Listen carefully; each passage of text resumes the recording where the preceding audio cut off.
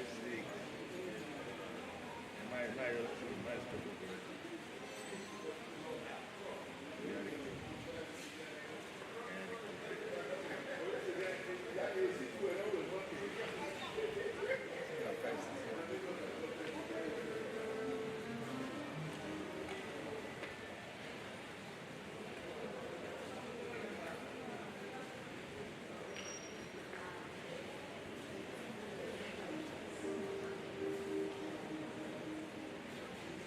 produtor.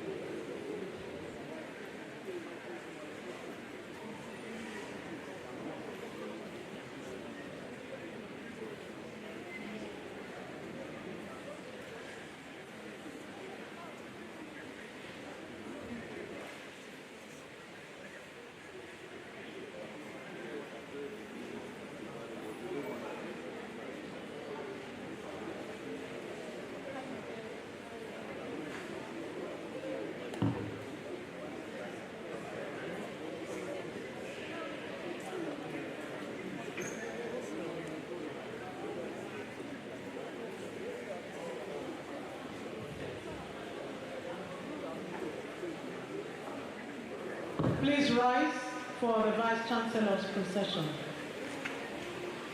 The Vice Chancellor's procession is led in by the Deputy Registrar, Senate Matters, Mrs. Comfort Eyato. On the entourage are directors of academic programs, directors of institutes,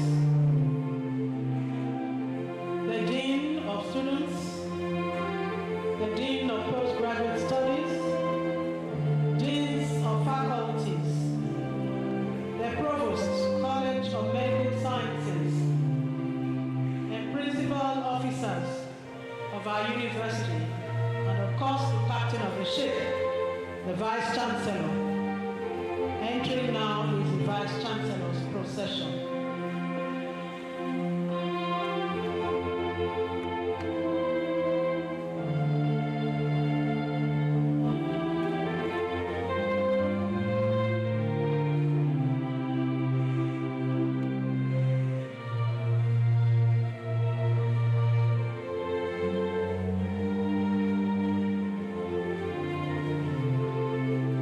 Lecturer for the day, the inaugural lecturer, is also the Vice Chancellor's procession.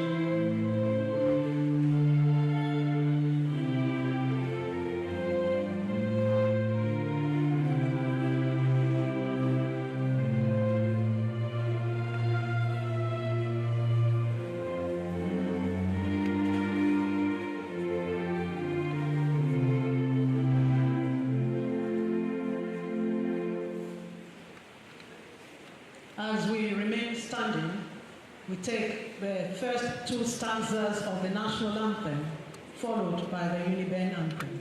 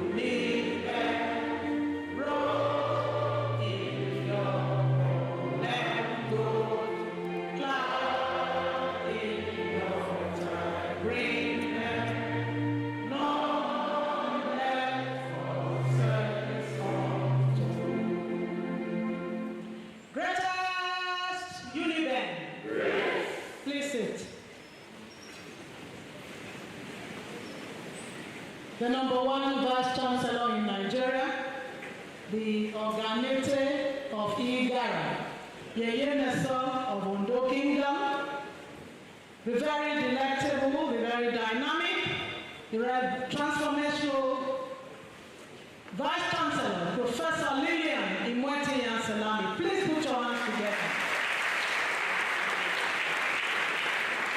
other principal officers of our great university, members of the governing council of the university here present, the provost, deans and directors, the inaugural lecturer and family, professors emeriti, other esteemed scholars here present, top government functionaries, your royal highnesses, staff and students of the university, invited guests, gentlemen of the press, distinguished ladies and gentlemen.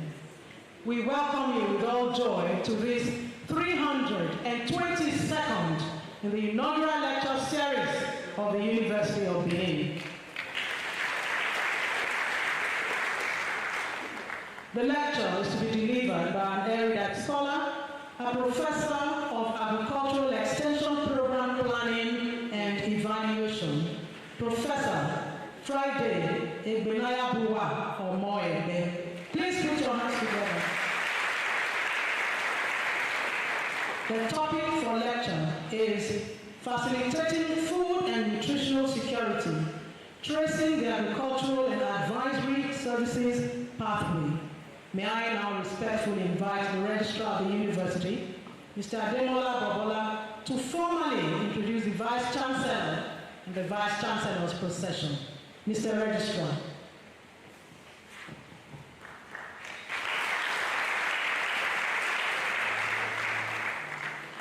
Madam Vice Chancellor, it is my singular honor and privilege to present your own distinguished self and other members of your entourage at this particular occasion of our inaugural lecture. Distinguished ladies and gentlemen, and with the permission of the Vice Chancellor, kindly allow me to continue to abide by the protocol as duly established by the university's PRO. All courtesies duly extended. It is my honor once again to present to us, as we have had the #1 Vice Chancellor in Nigeria. We have 273 universities in Nigeria, private, state, and federal.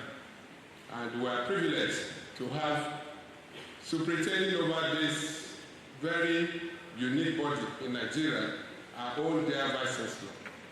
Let's give a kind of applause to her. At least beyond what we are seeing outside, those of you who go around campuses will know the enormous transformation the University of Benin has gone through in the last few years of Madam Vice Chancellor's ascendancy to that position of Vice Chancellor of this university.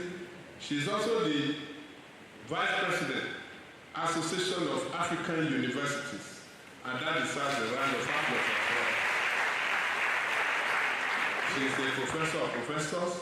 She makes her mark everywhere she goes. Recently we had a kind of program for women, and it was the first trying to bring up the best in our women so that they can contribute more meaningfully to the academia and the society in general. And also, our Vice Chancellor, duly recognized in Kigali, Rwanda, as pillar of education in the whole of Africa, and is the first in the state. She's also a woman so close to tradition. She is duly recognized by Benin Kingdom, but beyond Benin Kingdom, she is Oganete of Igara land and the Yereso of Ondo Kingdom. She is no other person than our own distinguished Professor Lillian Imertinya Salami.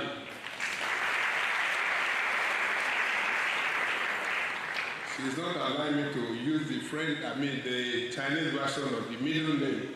I think she will continue to allow me to do that in the course of time. Ably supported, we have the Deputy Vice Chancellor Administration, a distinguished Professor of Medicine, Professor Mrs. Catherine Upawa, the Deputy Vice Chancellor Academic, Professor Ray Ozolwa, The Deputy Vice Chancellor, Ekenwa Campus, Professor B.A. Ayinde. The keeper of our treasury.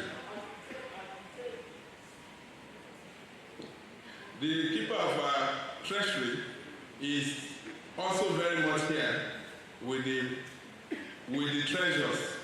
I'm not with him here, but you cannot do that without the approval of the Vice Chancellor anyway. The acting bursar of this university, a distinguished accountant, Mr. Gabriel Osadolo. And the keeper of our books and scholarly publications, barrister, they call him, but he prefers to be called Walter Toyo Megisi, Esquire. The provost of our very reputable College of Medical Sciences is not immediately here, but is ably represented by the Deputy Provost, Professor Mrs. Vivian Omoregbee. The Acting Dean, School of Postgraduate Studies, Engineer Professor S.A. Ali. The number one student on campus, distinguished Professor of Economics, Professor A.C. Odao. And of course, a former Deputy Vice Chancellor Academic, a very respectful, because I know the trajectory of his educational pursuits, how much passionate he is, schooling in a very distinguished university, apart from schooling in the University of Benin. And he has also produced a professor recently, to which I congratulated him just a few moments ago. The host dean, the Dean of Agri, Professor David Dosak Izeko. And the Dean Faculty of Arts is ably represented here today by distinguished Professor of Pragmatics, Professor Felix Ogwana. The Dean School of Basic Clinical Sciences, Professor V.J. Ekale. And we also have with us the Dean School of Basic Medical Sciences, Professor Freddie Aburel. The Dean School of Dentistry, Professor F.O. Omoregbee. The Dean Faculty of Education, of course, that's where our Vice Chancellor has come from. You will not want me to mention that. We need to sell education. I also belong to that faculty too. The Dean of Faculty of Education, who is the boss of every one of us who has gone through education, Professor Kingsley Omoregbee. The Dean Faculty of Engineering, we are still waiting for him for the alternative power source so that we'll be free from BDC's problem. Professor E.A. Ogunjo, Dean of Engineering. The Dean Faculty of Law is ably represented here by distinguished Professor Bright Bazoye. And the Dean Faculty of Life Sciences is ably represented here today by the Assistant Dean, Dr. Mrs. Rachel Okoji. The Dean Faculty of Management Sciences is also ably represented here by Dr. Darlington Ogwede. The Dean School of Medicine is ably represented here today by Professor N.O. Enaruna. And the Dean School of Pharmacy, that's the faculty that has produced the DVC Academic and the DVC Ekenwa Campus. Professor Azuka Opara. The Dean of Physical Sciences, Professor E.O. Ayouni. I know it's the name I always struggle with, but in time I will continue to recruit. I will leave China very soon and come back to the Benin Kingdom. The Director Center for Distance Learning, Dr. Mrs. Akon, B.O.Y. Ujiomari, sorry, please pardon my pronunciation. And of course, the Director Center for Educational Technology, Professor Hassan Oahena. We should not grow tired of clapping, particularly those from Agri. At least we produce food, we want our taking food, and we are sure that after this program we are going to eat very well because this is Faculty of Agri. In one time and possibly all the time, orator, university orator, a man you always see on social media, particularly NTA, very early in the morning and late in the evening. Professor Eddie Omoregbee, the University of Management and Development. We have the Director, Advanced Digital Engineering Center, ADEC, Professor Mrs. P.E. Omoregbee. The Directorate of External Linkages, we have the Director there who is doing so much to get us registered with many foreign bodies, especially in the US. Professor E.F. Enato. And we have with us the Director of the very distinguished unit of this university, helping both the students and staff in guidance and counseling. Professor Mrs. O.N. Ahie. And the Director Institute of Public Administration and Health Services Management all the way from Ekewa Campus, Dr. John Osahai. On the list also in the Vice Chancellor Central today, we have the Acting Director Center for Maritime Studies and ICT, Dr. F.O. Uwohere.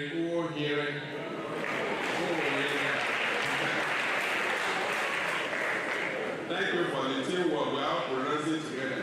So, thanks so much. And leading the Vice Chancellor Central is the Deputy Registrar in charge of Senate Matters, Mrs. C.I. Egato. I think the inaugural lecturer today is so lucky to have all the cream of all the managements here today. It's very unusual. Have the Vice Chancellor, you have the Vice Chancellor, everyone is up there.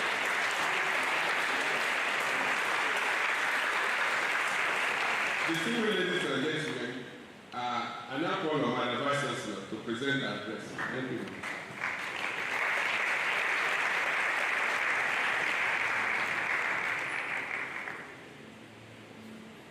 Right. We are going to do this to the end of this year. If you don't move for your Chinese, we'll send you back to China. Because I thought you said instead of inviting and you have it as Imotia. And that isn't quite my name. Distinguished ladies and gentlemen, I want to most sincerely welcome the elders. Professor Ilamo, thank you. We are always around. And when I saw midway, someone with all gray hair, I said that is of course telling us that there's somebody that has so much experiences to share. And that is Professor Omoregbee. Thank you very much for coming, and all the others. Of course, you know why I had to travel down. And I said, this is dealing with foods, and I must be here. So that the pandemic will not get by. I see Professor Enoma Harry, you're most welcome, sir. Thank you very much. We've been taught to give respect to elders. So if I don't see you, it's because I'm getting too old too, that I'm not now seeing too far. But welcome every old person seated here.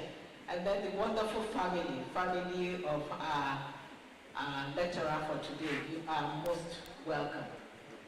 Distinguished ladies and gentlemen, it is of course with great delight that I welcome you here to the 322nd in the inaugural lecturer series of the University of Benin. Today's lecture is the 93rd to be delivered in my tenure as the Vice Chancellor of this great university. Great Uniben! Thank you. And the first in the Department of Agricultural Extension and Rural Development, and 14th in the Faculty of Agriculture. Ladies and gentlemen, it is my pleasure to introduce our lecturer for today. He is Professor Friday Omoregbee. The title of his lecture, see how I stylishly dodged the Chinese pronunciation of his name? And I'm allowed to do that as a vice chancellor. Okay? The title of his lecture is Facilitating Food and Nutritional Security, Tracing the Agricultural and Advisory Services Pathway. Professor Friday Omoregbee was born on 25th of August. So we have something in common here, the August babies, huh? August 1961, to the family of late Mr. Omoregbee Igebo and Mrs. Comfort Oveseri Omoregbee ni Otabo in Oweru, Edo State. He obtained his first school leaving certificate in 1977 from Agbewanri Primary School, Oweru. He attended Ibeku College, Ewogai, from 1977 to 1982 to obtain the West African School Certificate. Thereafter, he gained admission into Obafemi Awolowo Ile-Ife in 1983 to study agricultural extension and rural sociology, and graduated with a Bachelor of Agric degree in 1988. Professor Omoregbee undertook the mandatory one-year National Youth Service at Mbako Community Secondary School in Benin State in 1989. He obtained the Master of Science degree in Agricultural Extension and Rural Sociology from Obafemi Awolowo in 1996 and PhD in Agricultural Extension from the University of Benin in 2006. After his youth service, Professor Omoregbee was employed as a higher technical officer in the then Federal University of Agriculture, now Joseph Taka University, Makurdi, Benin State, in 1989, and was converted to the position of graduate assistant in 1992. He joined the services of the University of Benin in 2000 as lecturer too in the Department of Agricultural Extension and Rural Development, and rose through the ranks to the position of full professor in 2013.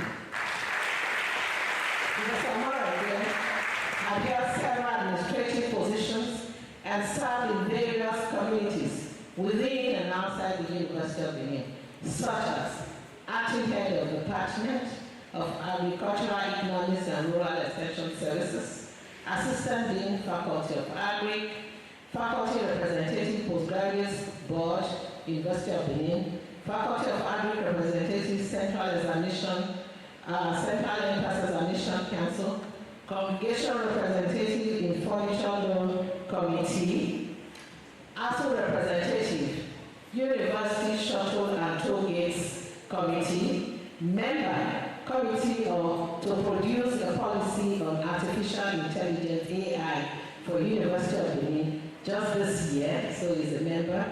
Member Resources and Equipment Procurement Committee, College of Agricultural Economics and Extension, Makurdi, and recently he is the Financial Secretary, Association of Gospel Ministers of Nigeria, Edo State Chapter.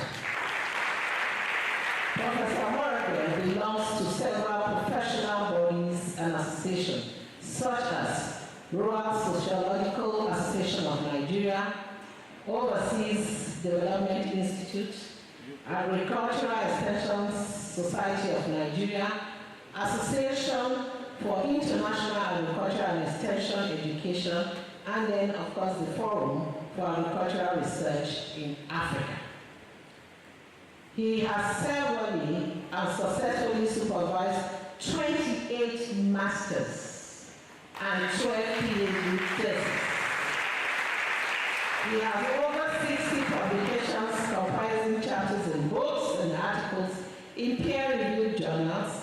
He has served as external examiner and assessor and resource person to some federal, state, and private universities, and has served as a panelist in accreditation visits by the National Universities Commission. He is the editor-in-chief of the International Journal, Agricultural and Applied Biotechnology. Professor Omoregbee had rendered consultancy services to several groups and agencies and had been involved in some technical projects that assess the health and social impact of environmental concerns, such as oil spills in Nigeria, rural productivity, poverty alleviation, and environmental sustainability. He has attended several local, national, and international symposia, workshops, and conferences. His hobby includes reading. He is a devoted Christian of the Deeper Christian Life denomination, where he is the Oluku District Coordinator. He's married to Mrs. Philomena Uyosa Omoregbee, and the union is blessed with 4 wonderful, lovely children. Ladies and gentlemen, it is my pleasure to invite Professor Friday Omoregbee to deliver his inaugural lecture.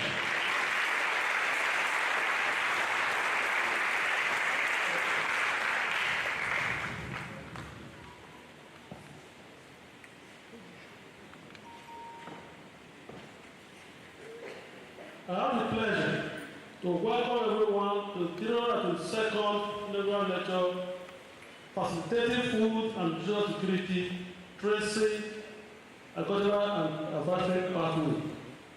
Permit me, Madam President, to start with the already established protocol of the University PRO.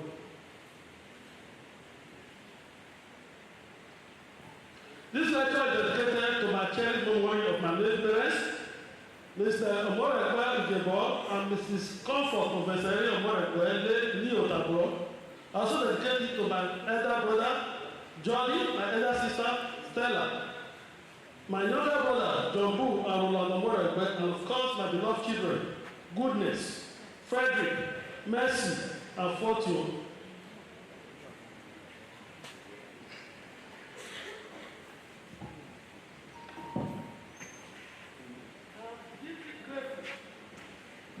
I'm deeply grateful to Almighty God, the sustainer of life, for granting me the opportunity to stand before you today to deliver the 302nd Inaugural Lecture in the distinguished series of the University of Benin. Madam Vice Chancellor, it is a great joy and profound humility I accept the privilege of presenting this lecture. In March the 14th, for the Faculty of Agriculture, the first from the Department of Agricultural Extension and Rural Development, and the second from the Department of Agricultural Economics and Extension Services. Giving this the inaugural lecture from the Department of Agricultural Extension and Rural Development, it is fitting to begin by introducing this distinguished audience to the concept of extension. In agriculture, extension focuses on rural development by empowering farmers with knowledge and skills to improve productivity, livelihoods, and community welfare. It involves continuous support through problem solving, technical advice, and motivation building, thereby leading to self-reliance and sustainable development among rural populations. In non-agricultural disciplines, extension similarly applies specialized knowledge to address societal challenges in various fields. For example, in law, extension comes in the form of legal aids, where individuals who are unable to afford justice are represented. In healthcare, extension comes in the form of medical outreach, providing critical health services to the underserved areas. In engineering, It involves technical art, solving practical community problems. While in social sciences and arts, extension focuses on community empowerment and cultural enrichment, respectively. Despite the variations in context and in field, the core principle of extension remains consistent. It is the application of agricultural experts to foster development, solve problems, and empower communities, empower people to take control of their own circumstances, whether in agriculture or other disciplines. Extension is a continuous, inclusive process aimed at empowering individuals and communities for societal improvement.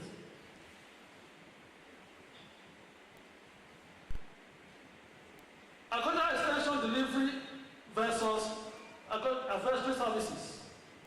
Agricultural extension delivery and advisory services are two interconnected yet distinct concepts within the broader concept of agricultural development. What are the key decisions? Traditionally, agricultural extension focuses on the systematic dissemination of knowledge, technology, and practices, typically a top-down approach where extension agenda deliver predetermined messages to farmers. The overall goal of extension delivery is to educate and inform farmers about agricultural innovations for increased productivity. On the other hand, advisory services is a more farmer-centered and participatory process. It emphasizes a two-way communication, responding to farmers' specific needs and challenges. The overall goal of advisory services is to ensure collaborative problem solving and tailored advice based on individual context. While extension delivery follows a more directed approach, advisory services, on the other hand, prioritize interaction and customization to better meet farmers' needs. In a world facing global challenges of food insecurity, malnutrition, the demand for agricultural extension services cannot be overemphasized. Extension and advisory services are vital for enhancing the productivity of smallholder farmers and ensuring that they have access to more modern agricultural innovations, addressing complex issues such as economic, environmental, and social and political factors, making it critical to have an adaptive agricultural advisory service system that supports innovation and sustainability in food systems. Therefore, the pathway to food security is to emphasis underlines the role of agricultural and advisory services in achieving food and nutritional security. The scope of today's lecture explores how agricultural and advisory services can make transformations in the agricultural food system to better the lot of smallholder farmers. And it's also look at how advisory services can enhance both farm productivity and nutritional well-being of communities. And it's a call to action for policymakers, researchers, practitioners to revise and strengthen frameworks to address the changing needs of farmers and the increasing demands of growing global population.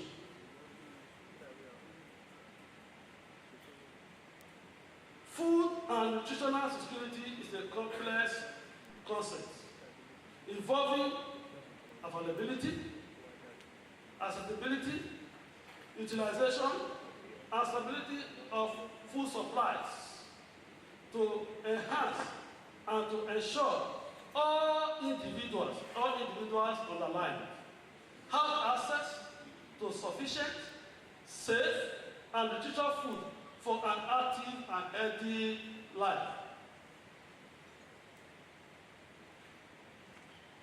Agricultural social services play a critical role in food security by providing farmers with knowledge, tools, and technologies needed to improve productivity and sustainability.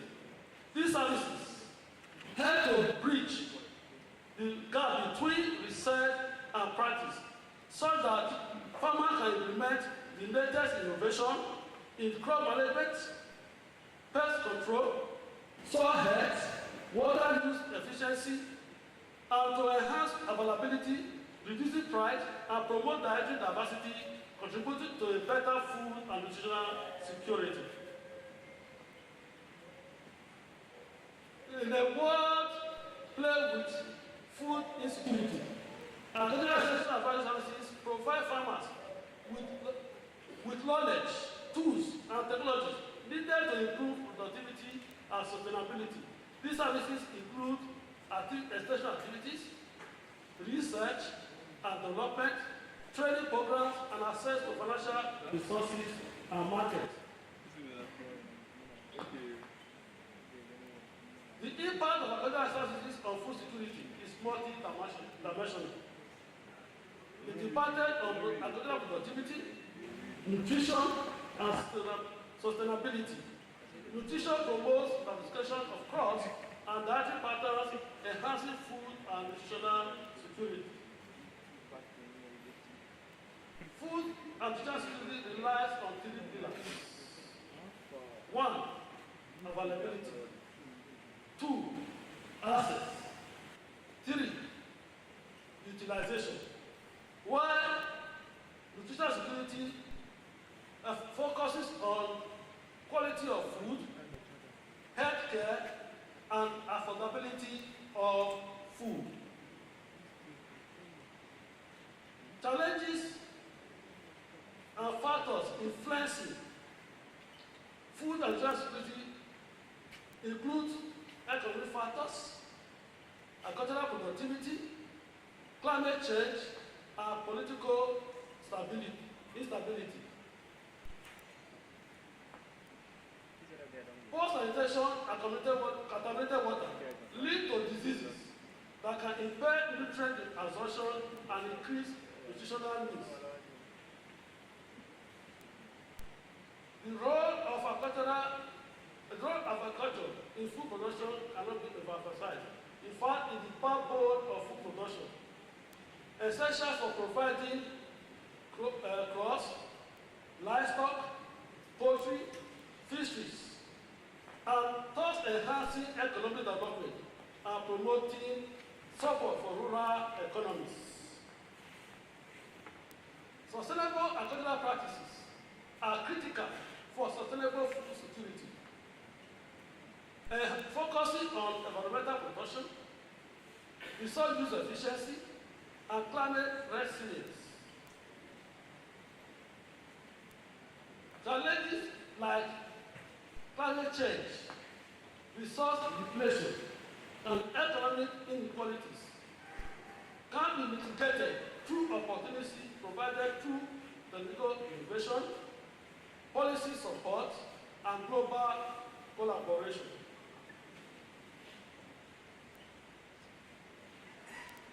Agricultural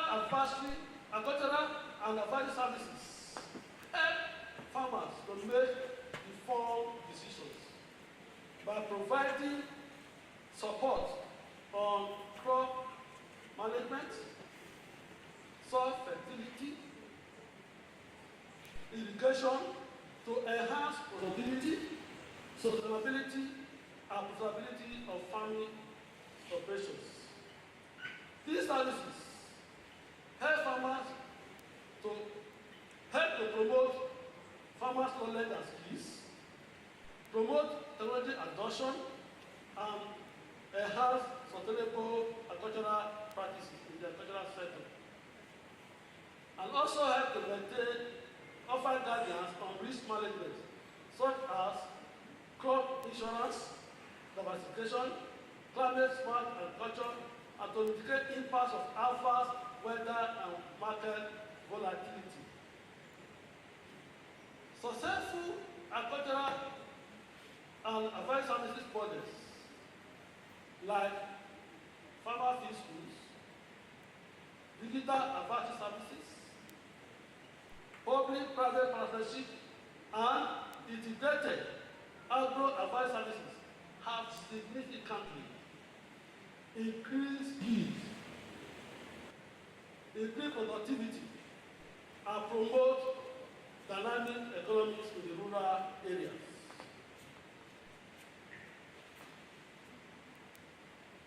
Agricultural and advisory services have evolved from informal knowledge sharing to formal knowledge through establishment of land-grant colleges, research, land-grant colleges focusing on agricultural research and education, such as Hatch 1887, we provided funds for agricultural experiments. The landmarks that we have witnessed for the development of agricultural, evolution of agricultural industry is that with time, extension are able to promote the greening of Africa, the greening of the world, the greening of the whole world. In the 20th century, we have witnessed the green revolution. We focus on disseminating high GT varieties and modern farming techniques toward a shift of participatory and demand-driven approaches in agricultural extension. Recent innovations in agricultural and advisory services include digital and ICT innovations, precision agriculture, climate-smart agriculture, and public-private partnership, all shaping the advisory service system, thus improving food security and sustainability in farming. Other advice system. My contributions with other colleagues in advancing knowledge in agricultural advice services cover several key areas, which include diversification of livelihoods, adoption village concepts, farmer-to-farmer extension, public-private partnership, and farmer field schools. In Edo State, Omoregbee and Nutritional 2006, and Omoregbee and Okoje 2009, find it essential to explore the reasons behind farmers' involvement in multiple occupations while addressing different aspects of food security. The findings show that there is a great significant disparities between poor and non-poor households in terms of livelihood resources and income diversification, with the non-poor households better off being able to generate more assets and engage in income diversification. The impact of this study showed that if livelihood is improved in the rural area, thus reflecting the need of targeted policy to enhance the ownership of assets by the low asset households in the rural areas. In addition, these studies contributed to the following. Number one, the showing relationship between asset base and food security. Strong asset base enhances the ability to secure stable food supply and invest in nutrition. Households with fewer assets are more vulnerable to food insecurity, while diversification and nutritional outcomes can improve nutritional outcomes through increased income and dietary diversity.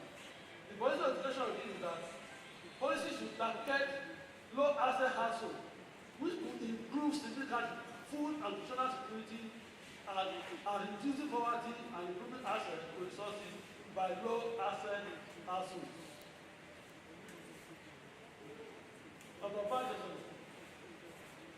My effort to improve agricultural and advisory services also extend to the concept of adoption village. Adoption village select a pilot area for implementing specific agricultural programs with support from agricultural experts and essential workers. The focus is to enhance training, information dissemination, hands-on demonstration in crop management, pest control, soil fertility, and irrigation and market access. In 2018, Omoregbee et al. Implemented the village concept through a program, a telephone grant, focusing on the best of the needs host communities. The key activities of this program was to conduct formal village visits, conduct village focus groups, and some mapping to identify critical community issues. The emphasis is on educating farmers about sustainable practices, market access, and participatory development methods. This one of the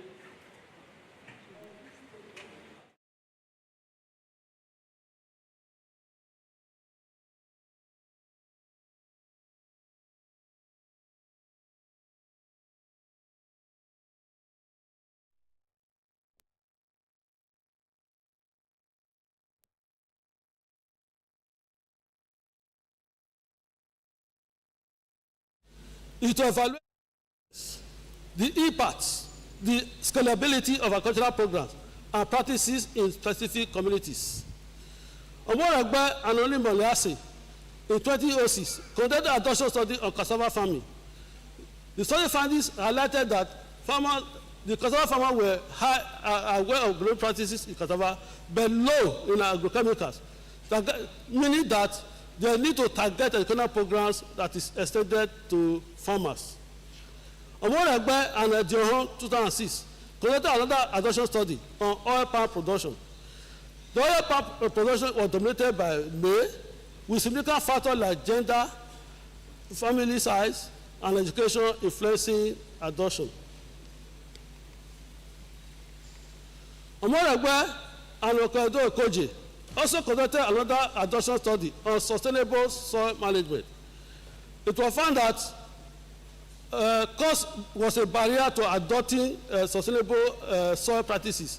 It was recommended that social services need to alleviate this constraint for adoption.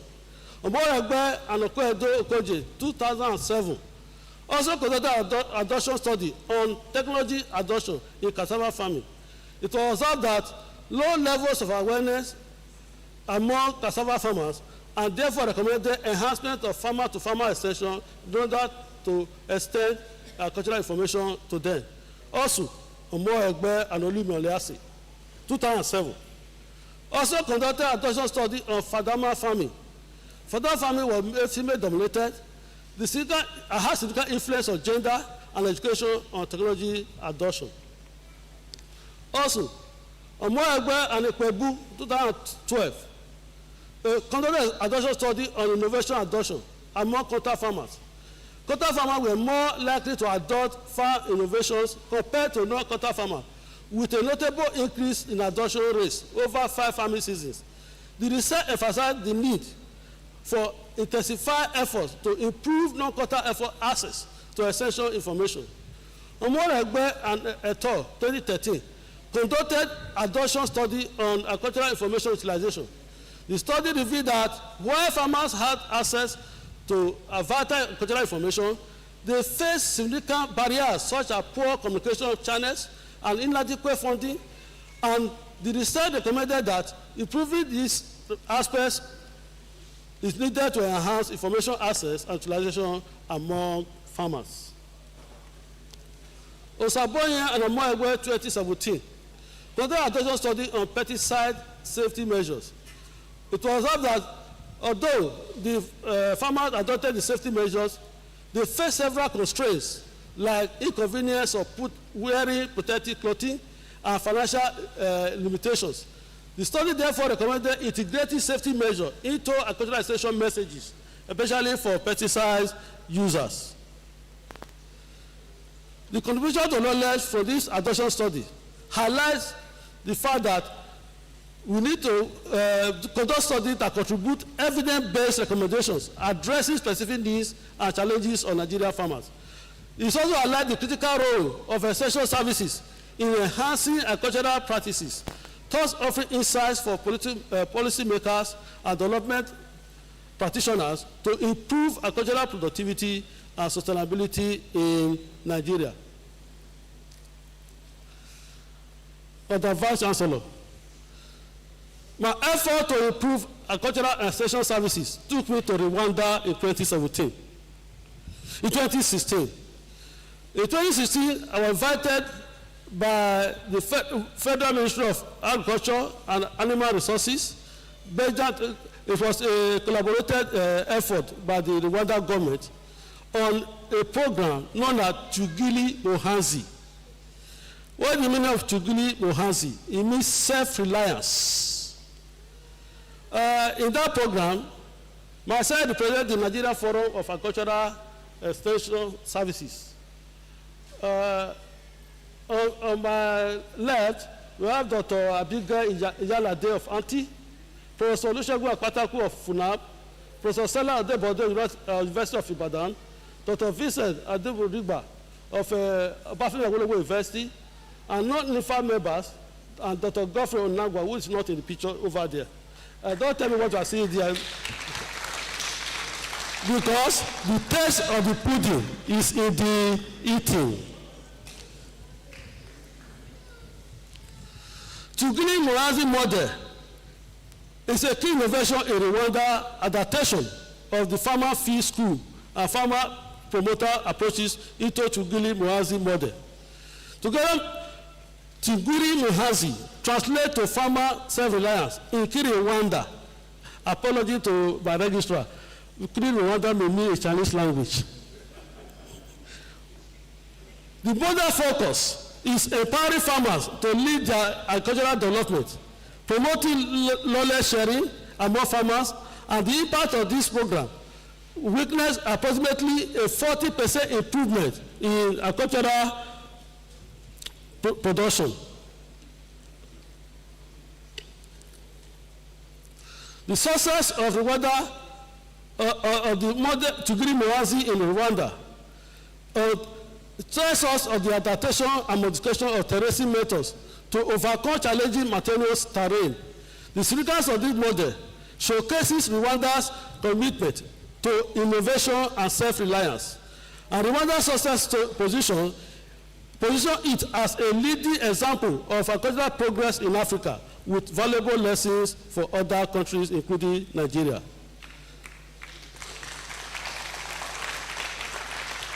Madam Vice Chancellor, my ambition to advance knowledge in agricultural extension and value services led me to focus attention on agricultural extension agents. Who are these agricultural extension agents? Agricultural extension agents are a critical link between agricultural research and rural farmers, disseminating new technologies and practices.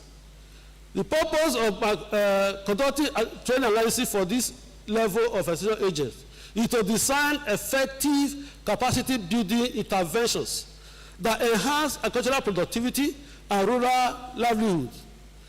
Omoregbee and Ajayi and Omoregbee and Koyinikan conducted 2 studies. The first one was to find out the training needs of agricultural extension agents. The study highlighted that communication skills, planning demonstrations, and evaluation of trials were the key areas of training needs of agricultural extension agents. The second study was conducted in youth leadership and capacity building in agriculture. The key training needs of these youth leaders in agriculture was motivating other youth, promoting community service, discussing current issues, and positive relationship exists between trainees and family size. Also in 2018, Madam Vice Chancellor, she very much interested in developing the knowledge level of agricultural extension agents. And I took to develop a curriculum. As you can see, this is one of the post-service extension programs. I developed a curriculum for the award of bachelor degree in extension for the middle level agricultural extension agents. This is one of the workshops where we gathered. I want to acknowledge the contribution of Professor Musibai Bamikole in that program.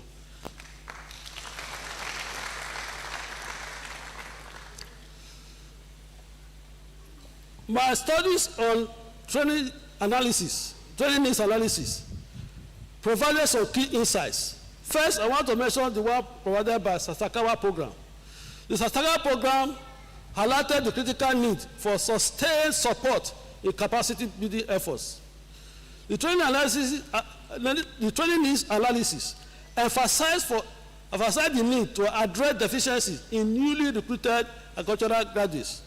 These studies, Madam Vice Chancellor, underscore the importance of tailored training and sustained collaboration to empower essential agents and youth leaders, contributing to enhance agricultural productivity and rural development in sub-Saharan Africa. Madam Vice Chancellor, the quest to contribute to development of our advisory services to cover also partnering with some private organizations. The public-private partnership involves collaboration between public institutions and private entities to develop agricultural services. For example, in 2022, the Association of Deans of Agriculture in Nigeria, ADA, partnered with ODAWAC. ODAWAC stands for Organization for Development of West African Countries, and involving several public universities, including University of Benin. I represented the University of Benin in that partnership. However, the program could not launch because of sudden withdrawal of Odawa from the partnership. I did not stop there. Omoregbee, Koinikan, Bamikole, and Adamu explored maize farmers' willingness to pay for the Odawa, the private essential provider, services in Edo and Delta states. Our findings show that farmers are willing to pay for Odawa private essential services, thus enhancing the filling the gap of deficiencies in public extension service. So therefore, opportunity exists for private sector involvement in regions where public extension services are insufficient, presenting a growth opportunity for PPPs in agriculture. I also carry my studies to Farmer Field School. What is Farmer Field School? Farmer Field School is a participatory approach where farmers learn and experiment with new practices under a facilitator's guidance. Obowore and Omoregbee 2011 found that FFS significantly enhanced the knowledge of cocoa farmers in Edo State. We recommended that FFS should be expanded beyond Edo State and to other crop enterprises, ensuring broader agricultural productivity and food security.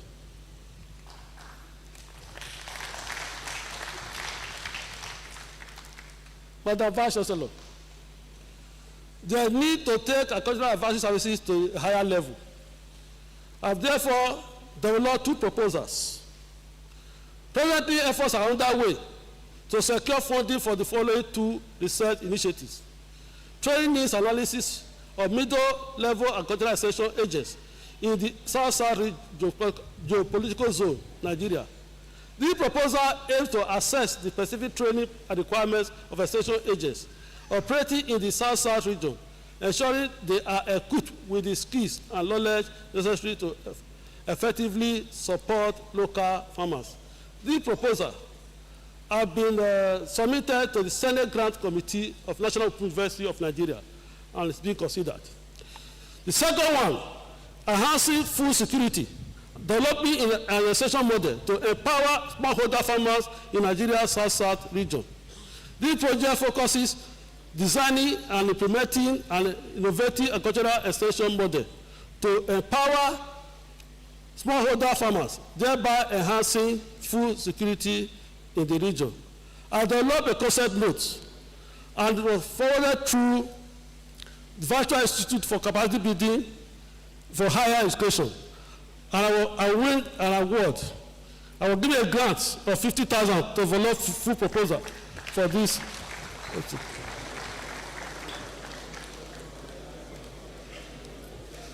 Policy recommendations and the way forward. Key recommendations are recommended to enhance essential services in Nigeria.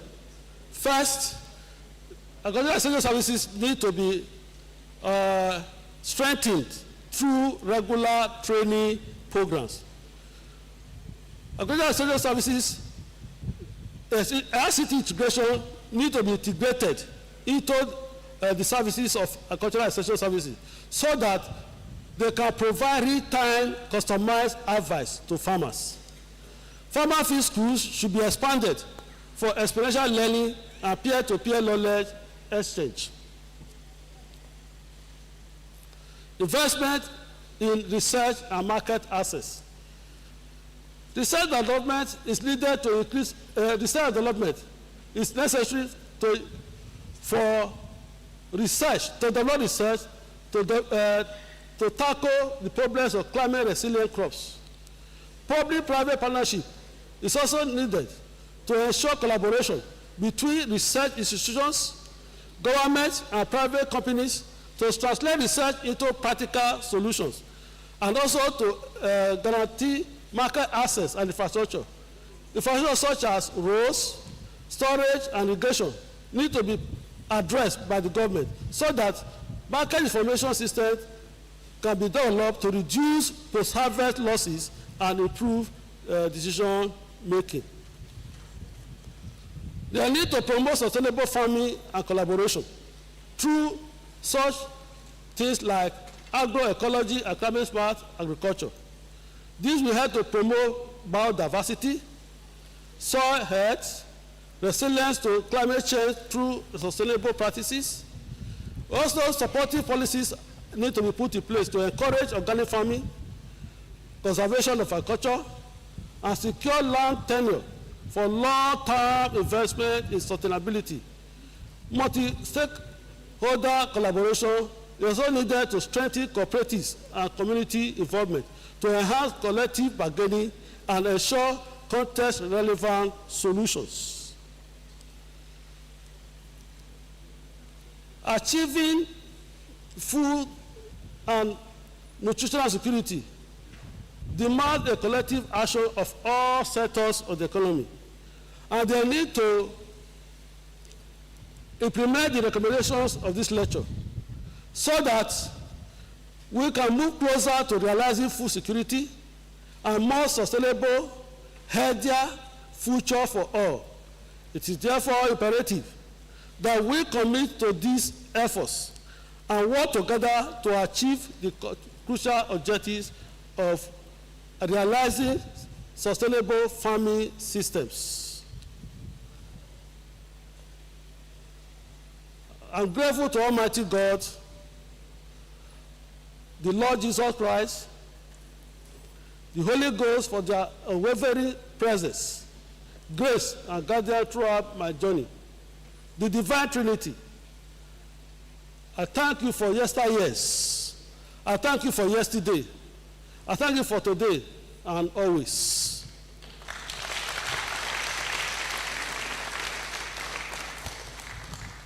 I sincerely want to thank Madam Vice Chancellor, the #1 Vice Chancellor in Nigeria, second in Africa, Professor Salami Imwetinya,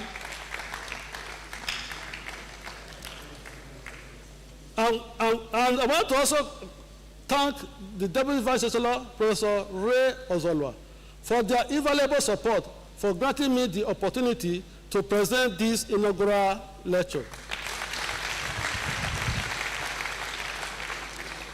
To my beloved wife, Mrs. Philomena Uyosa Omoregbee,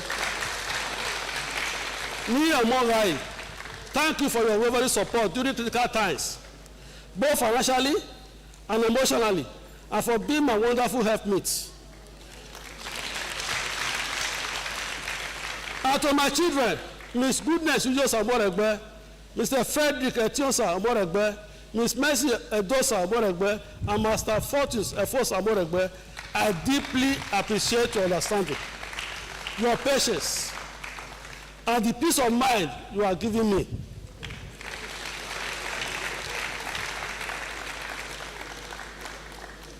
I want to deeply appreciate my late father, Mr. Omoregbee Ijebo, my mother, Mrs. Comfort Omoregbee, and my siblings, especially my elder brother, Jolly Imuwaye Omoregbee, and Mrs. Stella Amilagawo Oviarebo, for their financial and emotional support. To my mentors, I owe a special gratitude to late Professor W.J. Ojaidi, Professor E.A. Laogun, Professor Patrick Osarete Rabo, whose guidance shaped my academic journey. To my colleagues in the Faculty of Agriculture, in particular, my host dean, Professor David Nosakaye Uzeko and his wife, and all professors, HODs, and non-academic staff, thank you for your kindness. I want to extend my gratitude to Deeper Life Bible Church,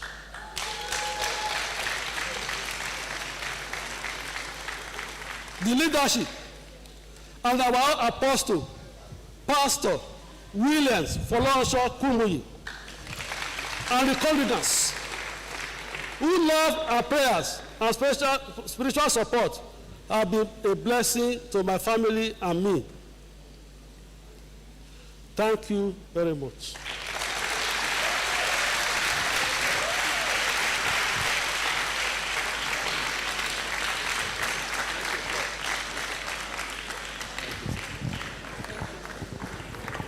A bigger round of applause, please.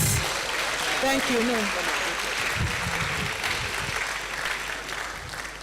Thank you very much, Professor Omoregbee. Please sit. May I now respectfully invite Madam Vice Chancellor to summarize the lecture.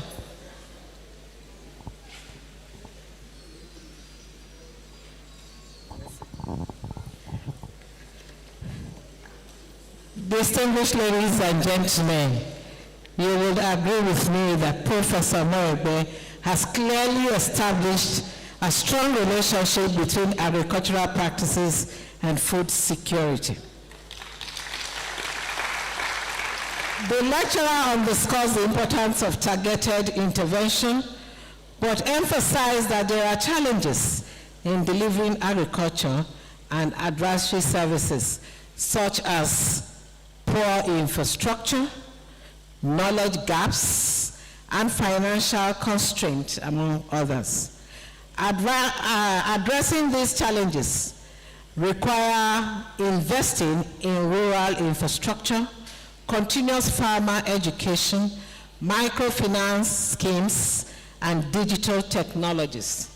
Distinguished ladies and gentlemen, the lecturer concluded that sustainable farming practices, training, climate-smart agriculture, investment in infrastructure, technology, and multi-stakeholders collaboration are essential in achieving long-term food and nutritional security.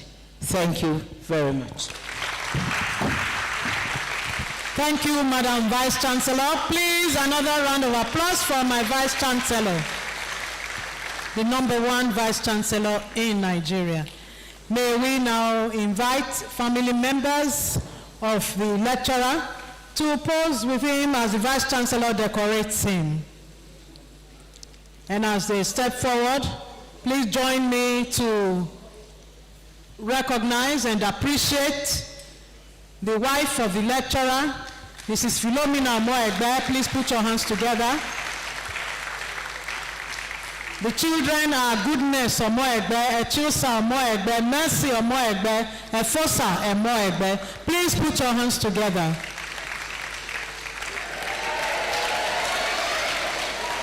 I missed that.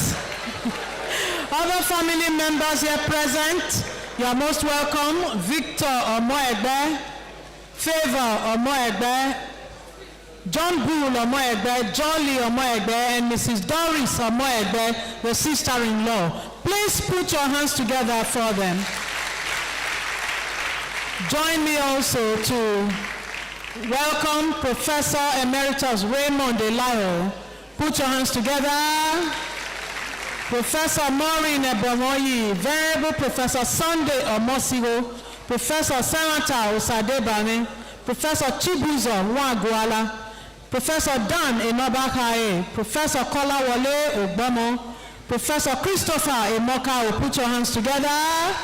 Professor David Okoedo Okoje, Professor Mrs. Egoma, Professor Shino Oladikpupo Esquire, Professor Toju Balogun, Professor Chibueze Kalu, Professor Mrs. Margaret Koyenekong, Professor James Imaswe, and Professor Ekelba Isekweme. Please put your hands together. And it's on that note that we begin to round off the 322nd inaugural lecture of the University of Benin. Please clap for UniBen. While many universities, even first-generation universities, are marking 100 and the University of Benin is marking 322nd. Greatest UniBen! Thank you.